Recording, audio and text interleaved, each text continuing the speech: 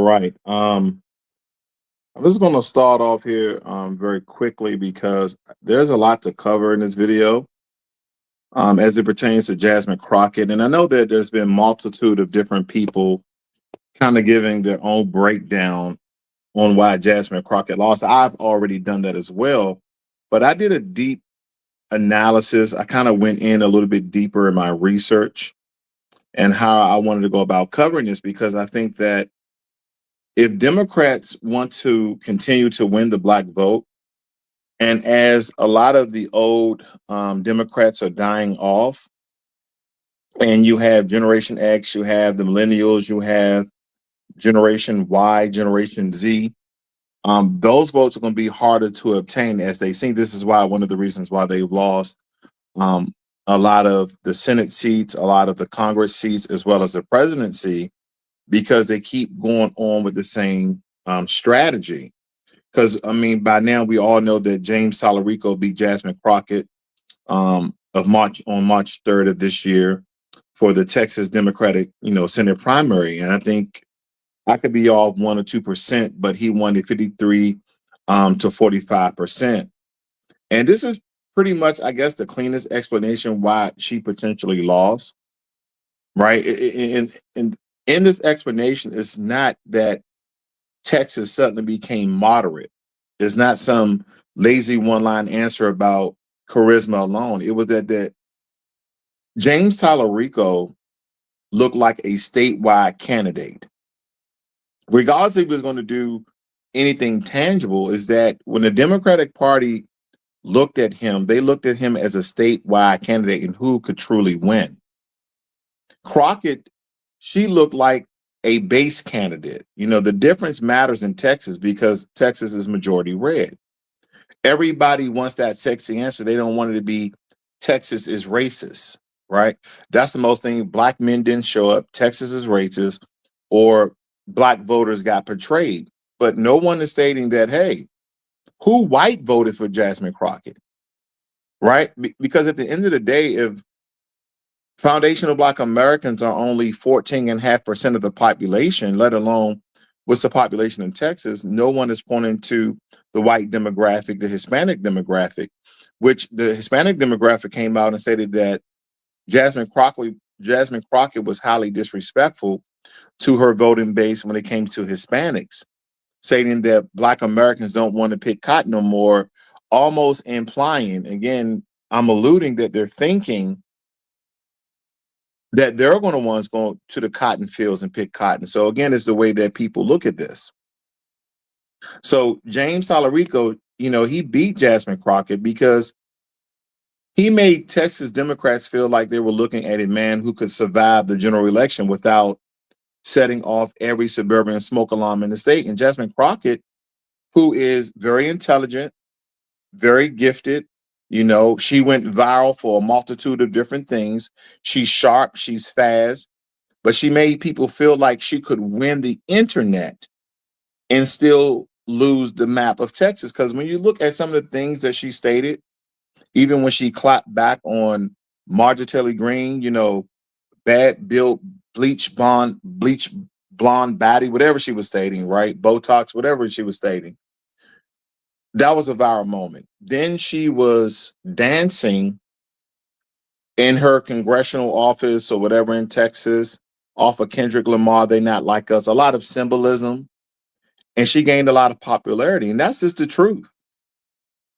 And once you watch how James Talarico talks, how he frames things, he absorbs pressure, how he packaged progressive politics inside the language of faith, calm, and more seriousness.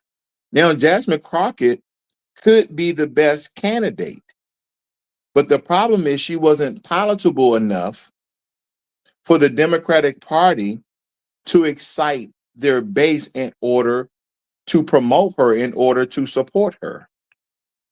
Now, I want to give you guys some evidence of where this is coming from, because the Jubilee appearance that James Talarico didn't invent the losing of Jasmine Crockett. It revealed it to people who had been paying attention, because a lot of people like, who in the hell is James Talarico? How did he come to the national stage so fast, and how did he win so soon? And if you guys didn't see that Jubilee video that he was in prior to the primaries of that Senate race, and I'm pretty sure a lot of Texas voters did, okay? But it was in a format designed to stress test his message, his temperament, and his persuasion.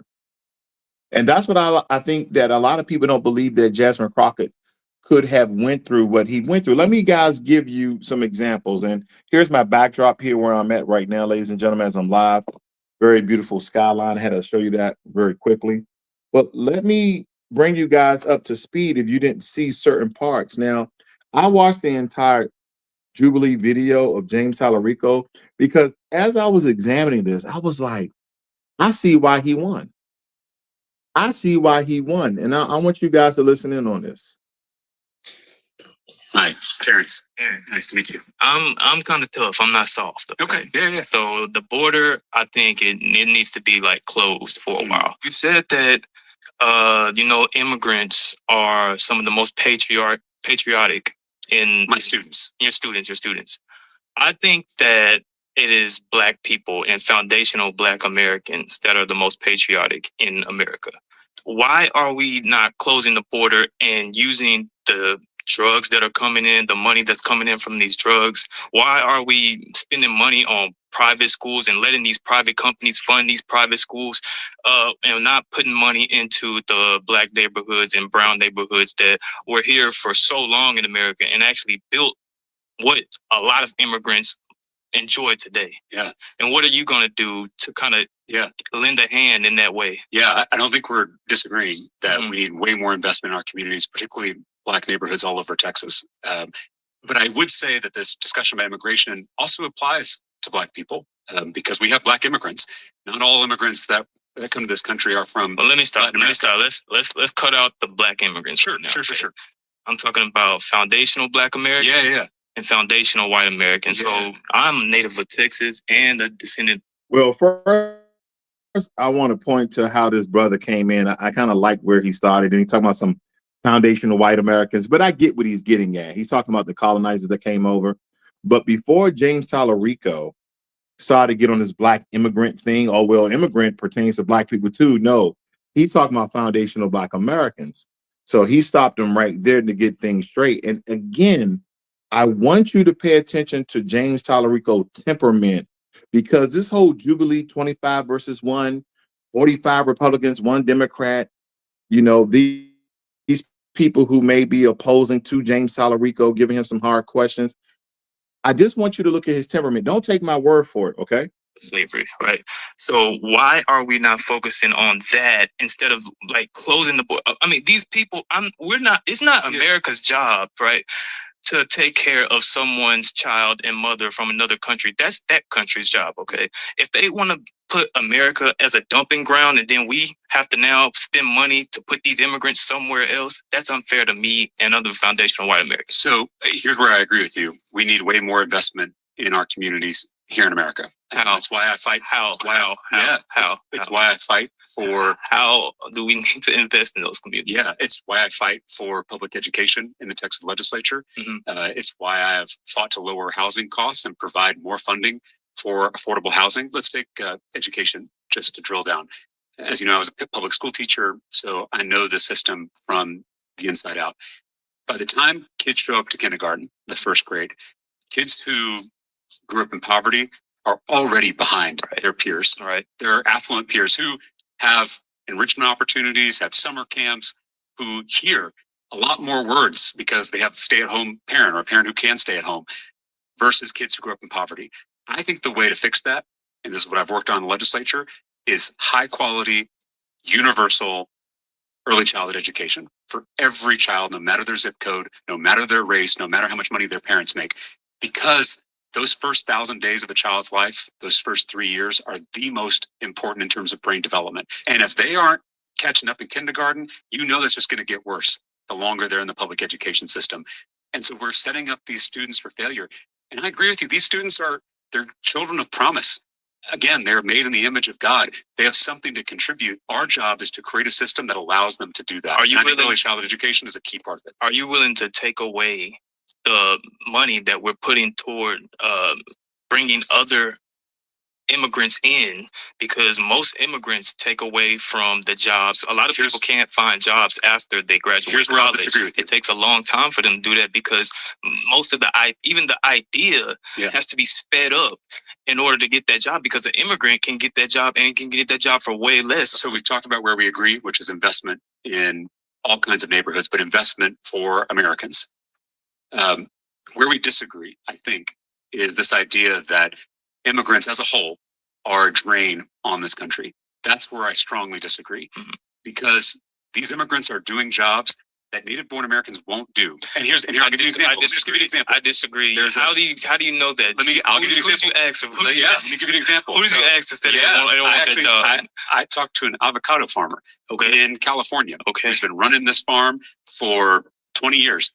He said he has never had a native-born American apply to work for one of his jobs. And let me ask you a question. Real quick. Okay. How many Black people are in California? In Los Angeles or in California in total? I don't know. I don't know. It's under 7% now. He doesn't have enough people that need jobs in California for you to make that statement toward Texas. It's not even that. Texas, more Black people stay in Texas. More foundational white Americans stay in Texas. Let's just talk holistically. There are 7 million jobs. Holistically doesn't work for everyone. But I'm talking globally about the economy. There are 7 million jobs that are unfilled in this country. We have more jobs than we do workers in America right now. And these are, as you know, some of the toughest jobs, right? Picking our fruit, taking care of our children and our elders, paving our highways. These are jobs that are difficult. And the research shows that undocumented immigrants are really just competing against other recent immigrants. They're not competing with native-born Americans who, in many cases, whether it's that avocado farm or whether it's other industries across the country, native-born Americans will not sign up to mow our lawns. And so if we go after these immigrants, we're not just hurting them and their families and their ability to live the American dream. We're hurting the entire economy. We're hurting ourselves. And then I'll go one step further. Those immigrants go on oftentimes to create jobs. Half of all Fortune 500 CEOs are immigrants. A quarter of all entrepreneurs are immigrants. The research shows that immigrants and their children have a higher economic mobility rate than native-born Americans. So these are strivers. They're dreamers. They're doers. Unlike what some politicians say, in the vast majority of cases, these countries are sending their best. And they do make us stronger and richer through their military service and through doing the jobs that need to be done in this economy. All right, pause. That's time. It's your turn to your seat. Great job.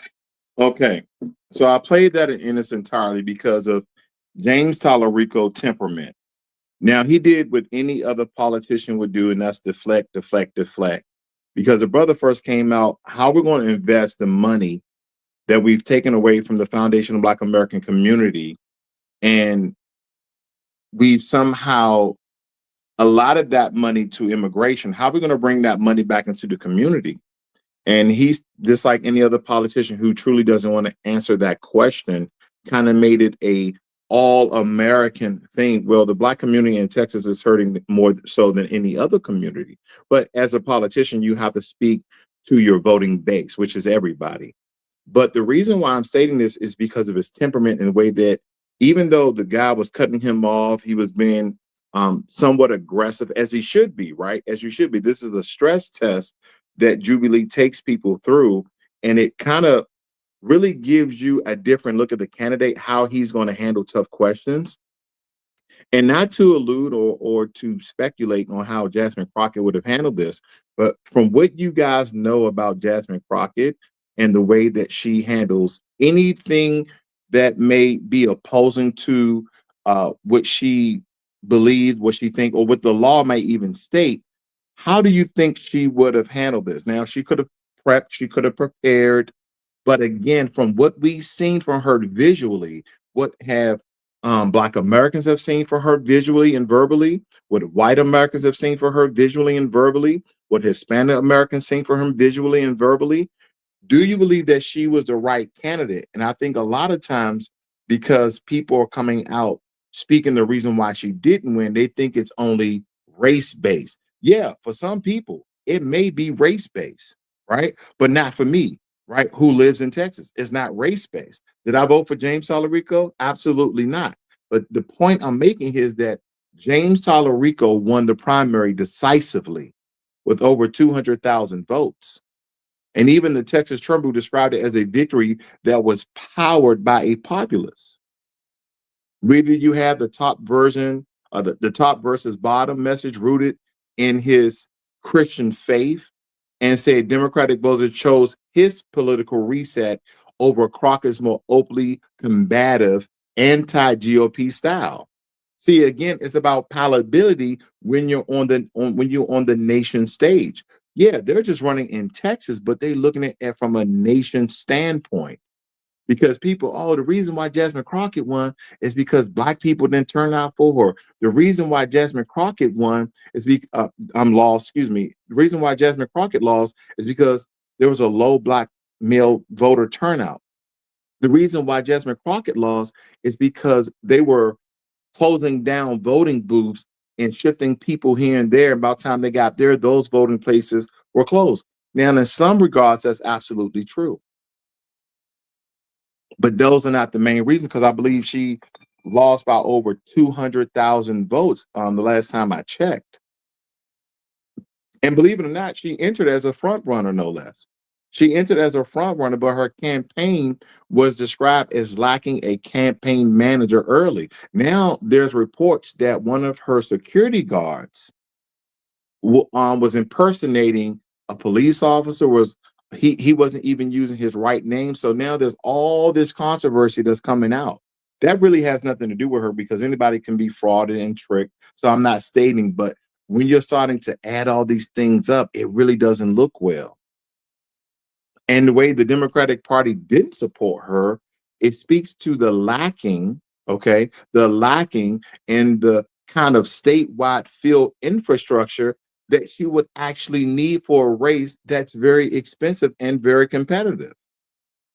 So before we get mystical, let's get mechanical about it, because he didn't just outperform her, he was better organized for this particular assignment. Okay.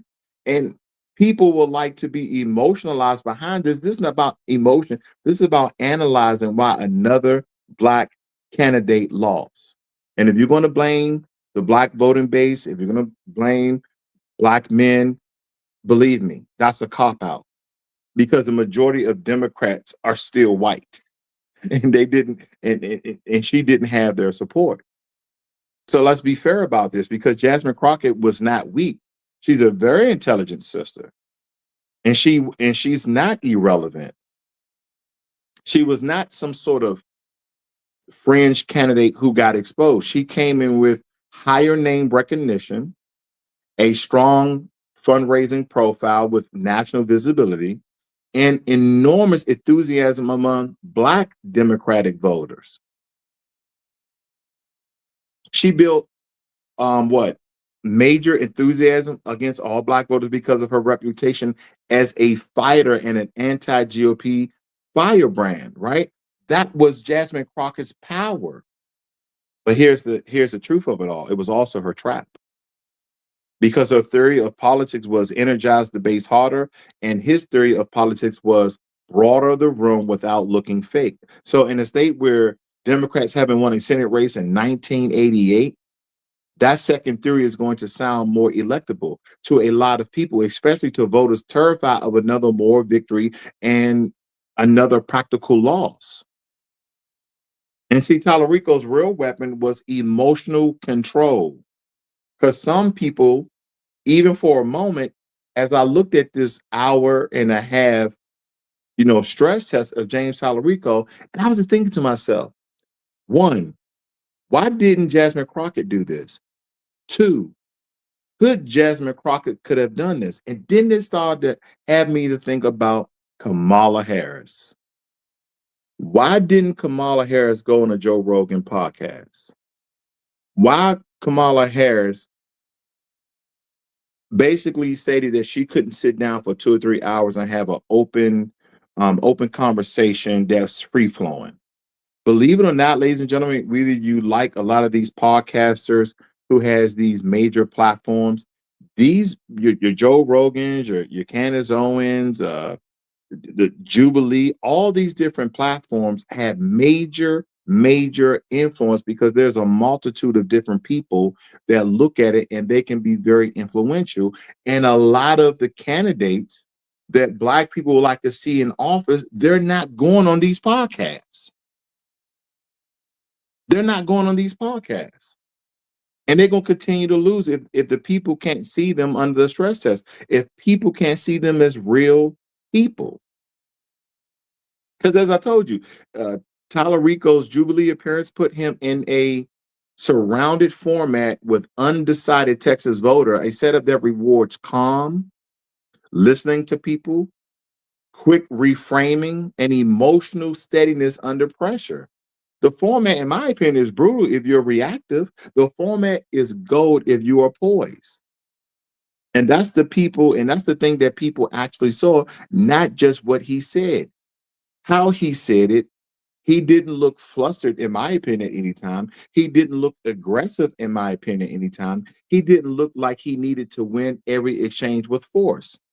Because in those regards, it looked like he actually had practice in debating and deflecting, because as a politician, he did what seasoned politicians do. When I can't answer the question or I don't want to speak directly to the question, I just say some things around the question. I kind of put sugar on shit. Let's just say that. I'm putting sugar on shit. But he knew how to do it. He kind of looked like the kind of man who could take a hostile question, smile, answering complete sentences, in my opinion, and make the viewer feel safe following him to the next point. In my opinion, that matters more than activists like to admit, because politics is not only ideology. Politics is emotional risk assessment. Voters are constantly asking, will this person embarrass me? Will this person escalate every conflict? Donald Trump. Will this person turn every attack into a firestorm? Donald Trump. Because here's the thing. All these people on the right, some of those people on the left that voted for Donald Trump are now regretting their vote. Look at all these people who were once, quote unquote, MAGA, who are quote unquote Republican. Even though they're still Republican, they're no longer supporting Donald Trump and a lot of choices that he's making. Not only are they unpopular, they're putting America in a war that a lot of our service members are getting injured and killed. That eventually is going to raise our taxes. Eventually, inflation is not going to subside. It may even increase. But again, I'm no economist. I truly don't know. But this is one of the things that James Talarico, prior to the Senate primary in Texas, went on Jubilee for an hour and a half and had a multitude of different people ask some difficult questions, and he responded in poised. I can randomly go in here, right? I just want to show you the Foundation Black American, right? But I can randomly, okay, go in here. Immigrants make America stronger and richer.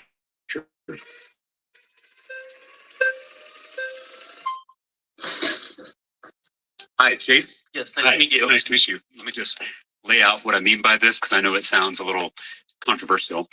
I'm a 8th generation Texan. My family's been here since it was Mexico. My mom actually grew up in Laredo, right on the Texas-Mexico border.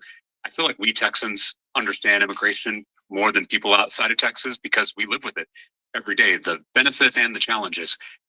The more I travel the state, the more I've realized that most Texans are in the same spot on this issue. The metaphor I've used is that our southern border should be like our front porch. There should be a giant welcome mat out front and a lock on the door. We can both welcome the stranger, welcome immigrants who want to contribute to this economy, who want to live the American dream, who want to make us stronger and richer, and we can keep people out who mean to do us harm. I will say what I think not enough Democrats have been willing to say. Joe Biden failed us on our southern border. I remember talking to my colleagues in the Texas legislature who represent border communities. They told me. So first, in answering that question, he started off with a strong premise in his ideology. And I think the one big move that he made, and I'm pretty sure it was planned, is that Joe Biden failed us, which a lot of, believe it or not, that's how you win a lot of Republican voters. That he's not on this Joe Biden, Obama immigration train, but at the same time, he's still supporting illegal immigration. See, again, it's the way how he handled these questions. Now, quite frankly, I don't believe he's going to win that Senate seat from his Republican opponent, but that's not the point. They're putting James Talarico in position, possibly to maybe even run for president. If you guys have the time, that was a really good interview because I can see him as running for president. I can really see him as running for president. And for a moment there, they really thought that Jasmine Crockett was possibly going to run for president. I don't know, guys, because again, as I look at James Talarico, his presentation style answered the question for a lot of Texans in a way that Crockett did not. He packaged progressive politics in a very, clean-cut Texas accent. And this is the part that I believe that too many people miss because they keep confusing the left with loud. Talarico did not win by becoming conservative. He won by making progressive ideas and sound morally familiar. One of the things he said about illegal immigration, he said, I'm an 8th generation Texas. He knows how Texas is and how Texas ran, that, his family was Texans even when it was still Mexico. Then he said he didn't support Joe Biden. So first thing that a conservative mindset or conservative person would think, well, I'm not Democrat, but this guy's a Texan through and through. 8 generations. He didn't support Biden. Well, let's hear some of the things he got to say. Now, when he was speaking to the Black guy who said he was a foundational Black American, he said some things that he should have been checked on about how immigrants are going to do the jobs that Americans don't want to do. And I keep stating this over and over again. What are the wages that you're going to pay Americans to pick fruit? Because who was picking fruit before illegal immigrants? It was Black people. Who were doing all the construction? I'm going to say all the construction. Who were doing majority of the construction before illegal immigrants? It was Black people. It was Chinese people. It was Italian people. It was Irish people. Okay. But we, as foundational Black Americans, we were the majority group doing a lot of these jobs, a lot of these trade jobs. So again, it's about equal work for equal pay, or the amount of work and your value. That's the one thing that no one keeps saying. Like, ain't nobody going out there picking no fruit.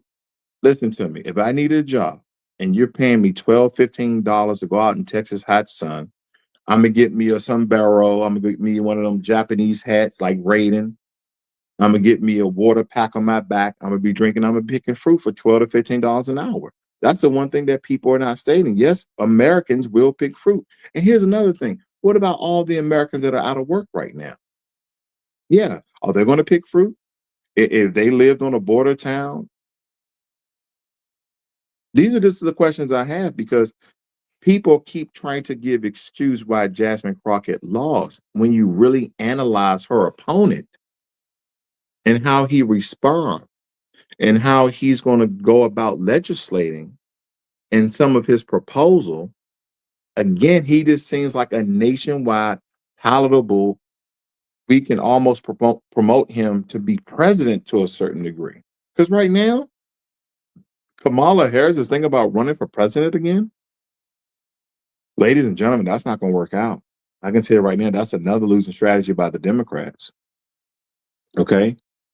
And I listen, I just want, when it comes to us, whether it be Democrats or Republicans, who's going to try to get legislation passed that is going to support the demographic of people, foundational Black Americans, who are the most unemployed, who's the most over-policed, who's the most denied opportunities? Because, yeah, you're going to have your racist comments in the section about, oh, if you talk about reparation, that's a handout, or maybe if you guys stop voting Democrat. I get it. I hear it all the time. But I understand that's the low IQ of the white ignorance more times than not. And there's another thing too. I wish I can find that video of the Hispanic lady talking about Jasmine Crockett and how when Jasmine Crockett was being highly disrespectful to the Hispanic community about picking cotton. Let me see if I can find that really quickly. I think it was on TikTok. Okay. Now, I want you guys to remember this clip right here. To go around the country and educate people about what immigrants do for this country or the fact that we are a country of immigrants. Right, right. The fact is, ain't none of y'all trying to go and farm right now. Okay, so I'm lying. Raise your hands. You're not. We done picking. Here's the thing. Whether she's telling the truth or not, she's almost the antics of it, right? A lot of Black people would accept this, but on a professional stage, we're talking about not just Black people voting for Jasmine Crockett. You also need white people to vote for Jasmine Crockett. And in Texas, you need Hispanic people voting for Jasmine Crockett. No, she only appeased her base. And she did it without stating any tangibles. This is why she lost. This is why she lost. And I don't believe James Talarico is going to win the Senate primary for Texas because he's still talking about supporting illegal immigration to a certain degree. They're saying the same thing. Don't get me wrong. Because she like, who want to go and farm right now? Talking about raise your hand and making all these antics where James Talarico was very professional. You don't see, and not that Jasmine Crockett has to be a Michelle Obama or Barack Obama, but the temperament. The theatrics are all off. Could she be similar to a Condoleezza Rice, who was a Republican? But this the way she carried herself. And again, she has a smart mouth. And what I mean by that is she's intelligent, she's witty, she's quirky, she's pretty. There's a lot of things going for her, but the way she goes about it, it's not good for the world stage. And so that's why I believe the Democratic Party did not support Jasmine Crockett. Well, you're Okay? probably. Let me see if I can find this clip of this Hispanic lady really going off on Jasmine Crockett regarding her comment about Black people are not going to be picking cotton no more, even though we have machines that pick cotton. So it's not like really nobody's out there picking cotton, but it's the way that she went about this. And believe it or not, ladies and gentlemen, this is not a small thing in Texas, right? James Talarico, he found a way to say healthcare, dignity, anti-corruption, and inclusion without sounding like a faculty lounge memo. I mean, this is a superpower in a red state. He stayed professional. He didn't get flustered. He stayed very poised. Okay, I'm having some issues with my internet over here, no less. Maybe it's this TikTok. But I was really trying to find that clip for you guys that the Spanish lady came out. I think it was on one of my shorts. And a lot of people, I'll show you this one because plantation mass. Sorry about that, guys. Working on my tablet. Plantation Master Jasmine Crockett, we here for you, Master. Jasmine Wig Sliding Crockett, Representative Jasmine Crockett, the Texas gal. She wants illegal immigrants to pick cotton. Oh, yes. So I had to go around the country and educate people about what immigrants do for this country or the fact that we are a country of immigrants. The fact is, ain't none of y'all trying to go and farm right now. You're not. When Democrats get on the world stage and say that we are a country of immigrants, you know who gets offended?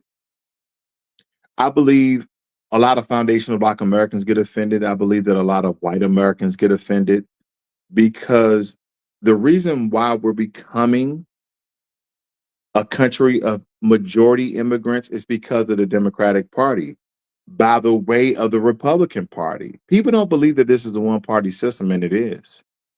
See, the Democrats may let them in, but who are employing the illegal immigrants? Okay? So we have to look at all sides.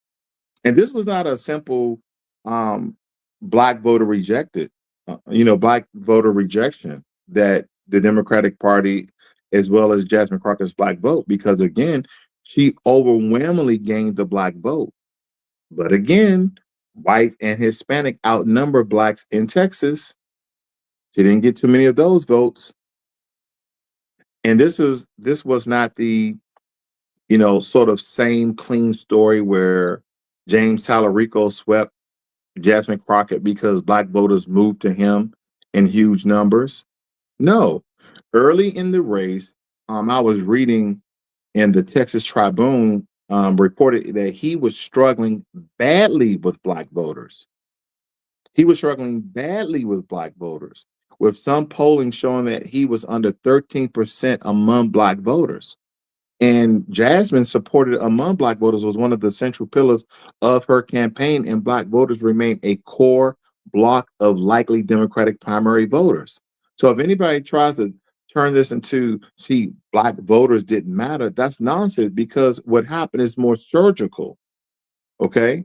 Because if you look at a lot of the post-election analysis, it said that Crockett still drove enthusiasm, especially among Black voters, but she didn't run up the score enough in the major urban areas where she needed dominance.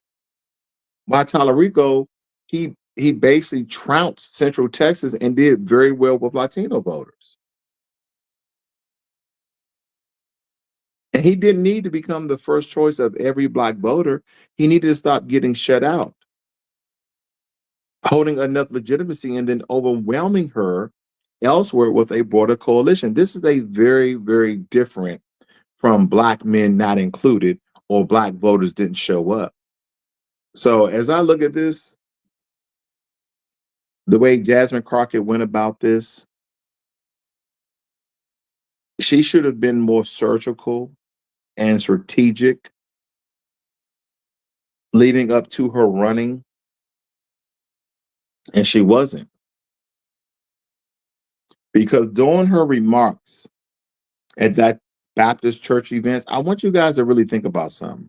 She was talking about illegal immigration and how illegal immigrants is the future of America. The same thing that Joe Biden told Black people as well, and that we should like it. Why are the Democrats doing this? That's the question I have for you guys. Why are the Democrats so strong on illegal immigrants?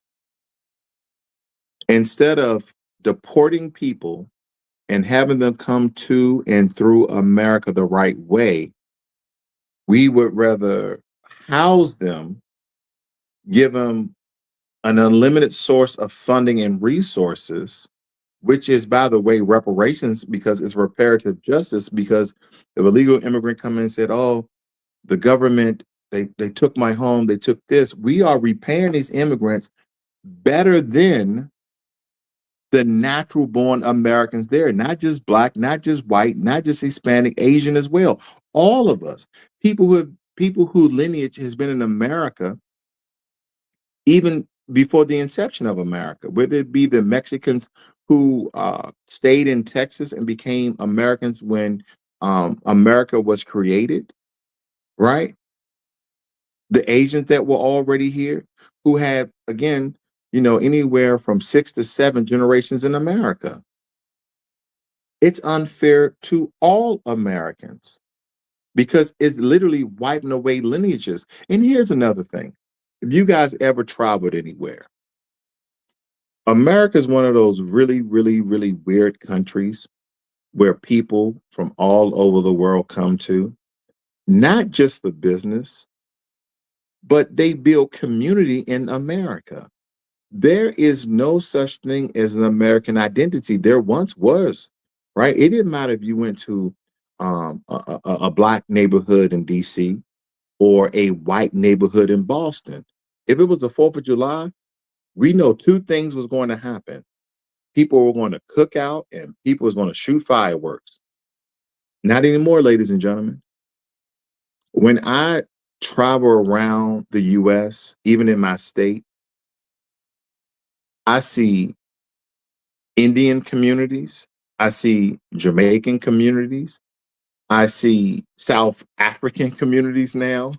They don't have that many. You really got to go look for those.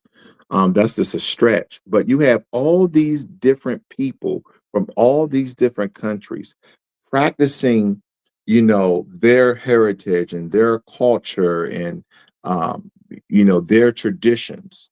And when it comes to American tradition, it's more on display for the world, let alone having a great multitude of Americans actually participating in this. That so-called American culture, no matter what race, that's literally slipping away. It's slipping away very, very quickly because we are becoming a majority country of immigrants. You have the Caribbean parade. I remember when they had what was it? The guys, what's the people from Ireland? Irish people. What did they? St. Patrick's Day. That became a thing. I'm like, yes, we do have a lot of European culture because they are the ones who colonized America. So you do have a lot of European culture in America, but it was like a mixture of certain things that made America America, right? You have black culture mixed with white culture and white culture mixed with Native American culture. And all of these things kind of mixed in together became American culture. But now you have all these other things that the American culture as we see it is being very diluted. Look at the Super Bowl. Now, granted, Bad Bunny is from Puerto Rico. When they're born, they're American citizens. But at the time, right, I guess when they announced that Bad Bunny was going to be the Super Bowl headliner, did anyone know that he was going to do the entire concert in Spanish? In Spanish. In Spanish. Now, at the time, the official language of America was in English. Did you guys know that? Now, correct me if I'm wrong, because I know at the time too, until I think President Trump signed an order that the official religion, okay, we didn't have an official religion. A lot of people just thought that the official religion of America was Christianity. It wasn't. We have freedom of religion, so there's no official religion. But most people say, why don't we have an official religion of Christianity where majority of Americans, no matter, are Christians? But the official language of America have always been English, right? The British came over, they colonized 13 colonies, all that good stuff. The French went over in Louisiana, but still the majority of the country was colonized by the British. So majority of Americans have always spoken English. But you have the Super Bowl where majority of Americans are watching it. Now, it is being watched across the world, but majority of people that's watching speak English. So I just want you guys to look at some of the things that's going on right now. When you go in certain neighborhood, in Chinatown, when you go in certain neighborhoods, whether it be from Africa, Somali, all these different African countries, they are no longer putting things in English. They're putting things in their own language, in their own writing. I'm just like, okay, we're in America. We're in America. Because when you go to other countries, and if that country have ever had the Olympics in their country, they will have whatever, like, let's say, for instance, China, right? They will have everything in huge Mandarin letters, and then right underneath, they have it in English, right? But when you go to these places in America, it's the same thing. It should be flip-flop. The big thing should be in English, and the small thing should be in their particular language, right? So people who maybe visiting our part of town who's out of country come. But yeah, that's just my take, guys, on why, Jasmine Crockett truly lost, and people are going to be very emotional about, oh, you're just hating on a sister girl. And boy, I think people really need to study Malcolm X when it comes to being politically mature, being steadfast and educated on politics, because we have to stop being emotional voters. We really have to stop being emotional voters. We see Virgo in the room. Nice to see you, sis. You win some, there will be all. It states that best viewer Stringbow remove the space. Okay. And we got Volvo. But yeah, I had a lot more to say, ladies and gentlemen, but hopefully we understand. Now, I don't care who wins. I don't care if the Republicans win. I don't care if the Democrats win. I just want the American people to win. Because when we are looking at the legislation and potential bills that they may pass, how's that going to benefit us? Because I keep telling people this.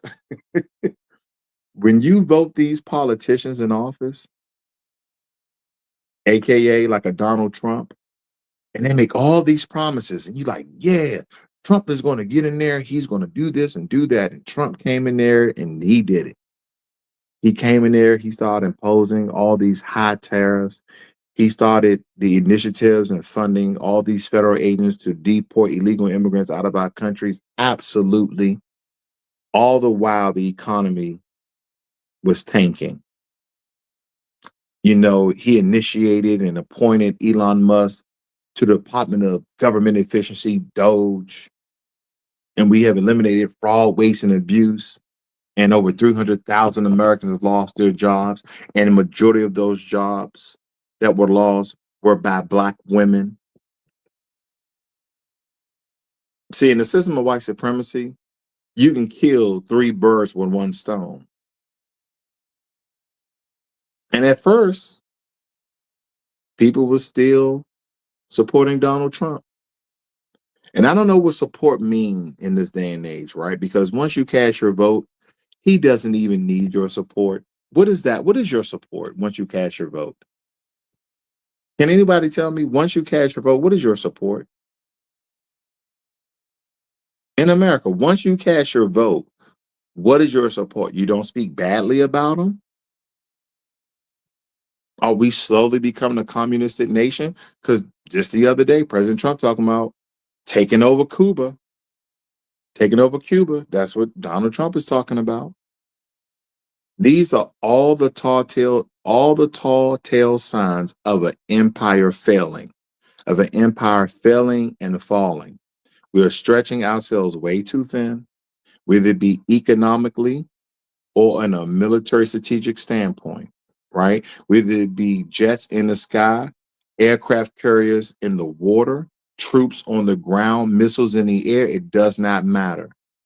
We are slowly becoming weaker and weaker. And all the while, we're not making any friends, not even our European friends who we've always been allies with.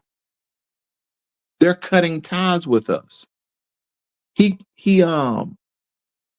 President Trump administration called over to Spain, called over to Italy, called over to the UK, called over to China, and say, hey, the Strait of Hormuz is responsible for 20% of the world's oil. And if we don't protect ships going through the Strait of Hormuz from Iran, then oil prices are going to go up and everybody's going to be affected. And you know what, those European nations who need the oil, you know what they said? Nope, we're not going to help you. Did you ask us before you and Israel attacked Iran? Did you call us and ask us? Was it okay? Or did you just do it like you kidnapped the Venezuelan president? You see, guys, here's the thing about being an adult about things and being non-emotional about politics. You're getting your ass in something that you can't get yourself out of. You didn't ask permission to attack, but now you need our help. Uh-huh. You see that? Even Ukraine, he asked Ukraine, hey, we need you guys' help. Ukraine, like, wait a minute, we fighting a war. We still taking billions of dollars from you to fight our war. We can't help you out unless you give us more money.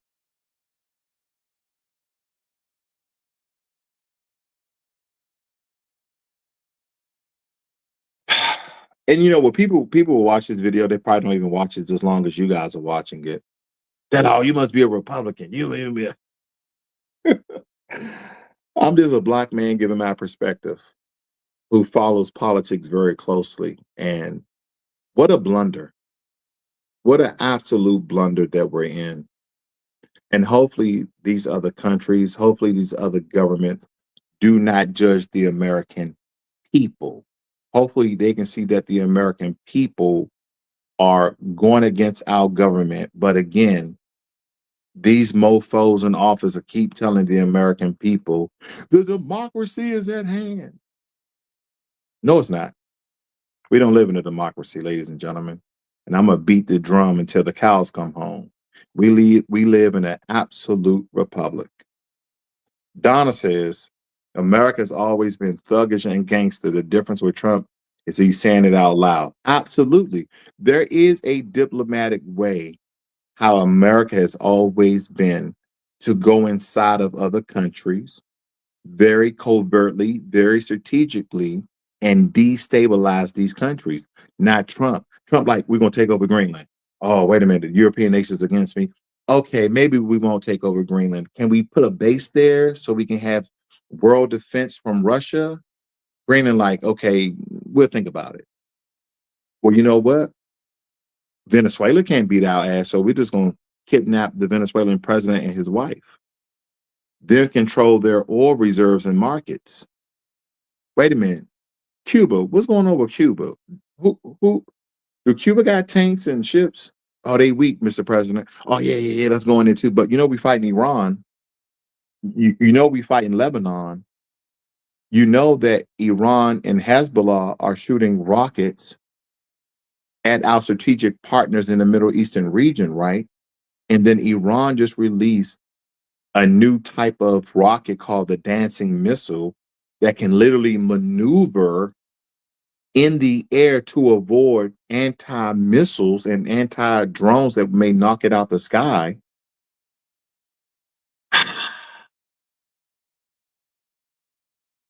What are we going to do? I think that's what most people really want to know. Well, he's in there. President Trump is in there until he's out of there. But hopefully, the American people will stop thinking based on race. I'm not saying Kamala Harris was any better. Don't get me wrong. We'd probably be 50 million illegal immigrants in America. And who's that going to affect? Mostly us, Black Americans. Who was the best candidate? I told people, they're like, man, oh, you didn't vote. I voted for the candidate who was going to produce tangibles for Foundation of Black Americans. Now, I always get her name wrong, but I believe it was Marian Anderson. She was the only candidate that was talking about reparations. That's who I was voting for.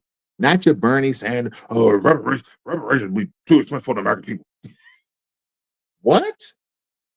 We're giving illegal immigrants reparations. What?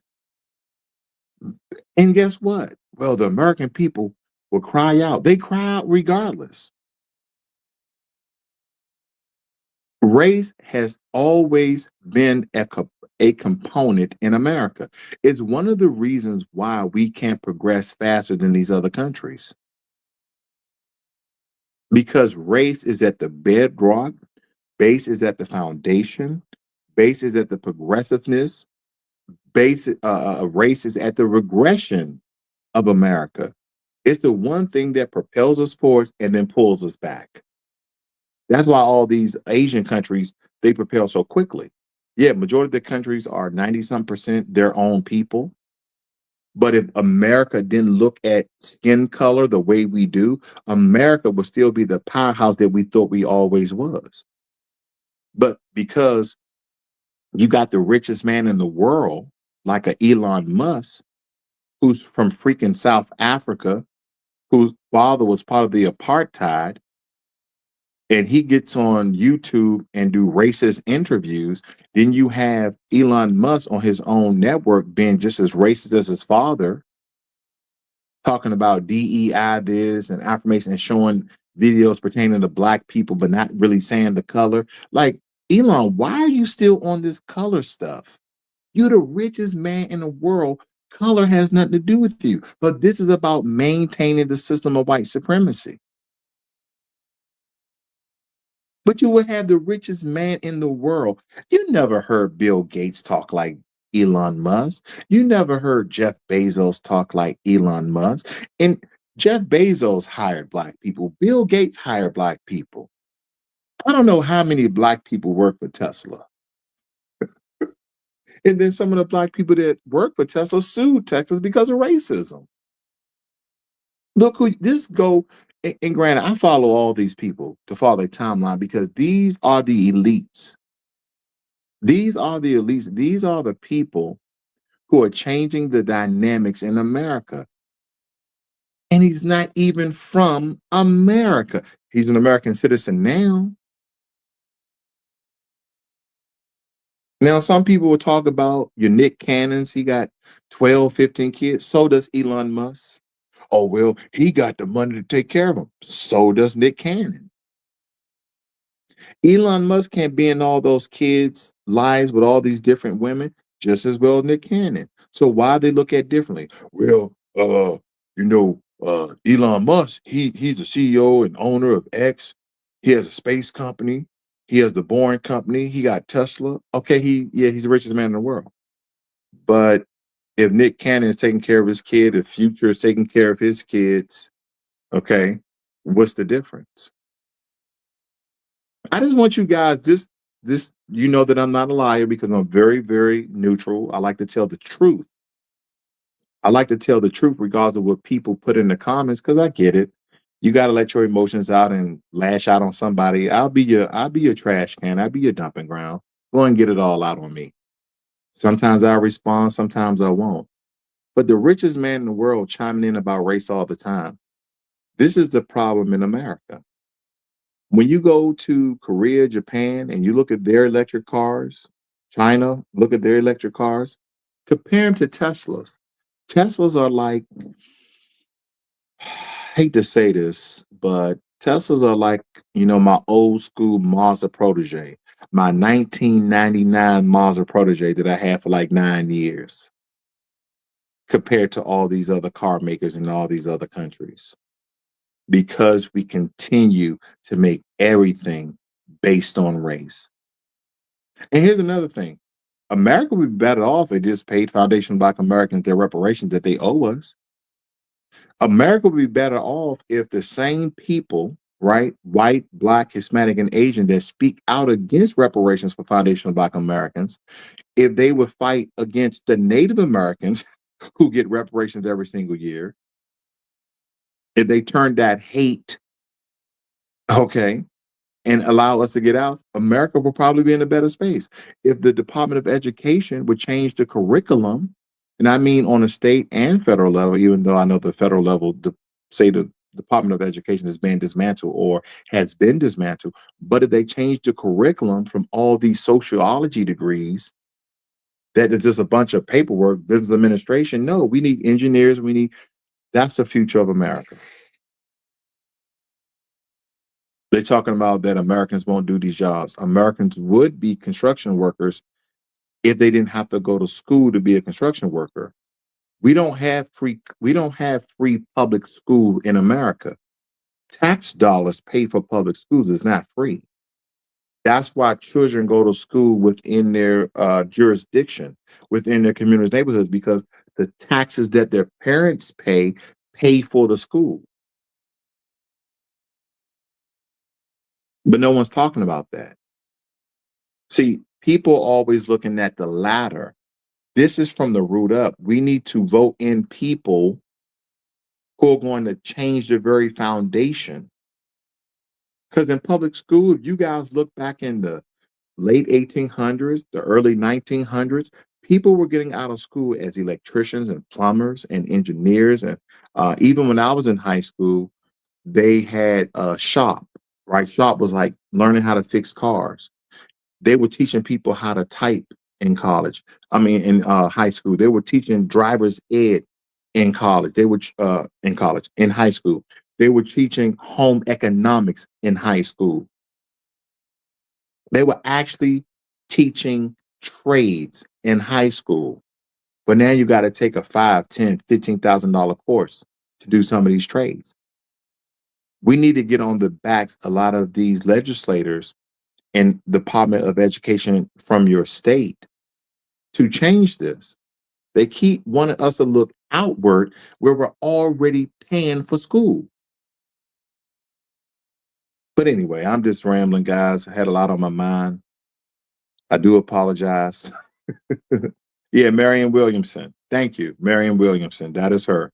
That's the one I was voting for, because even though with her $1 trillion plan for reparations for foundational Black Americans, that's not nearly enough, but it was at least a start. It was a conversation.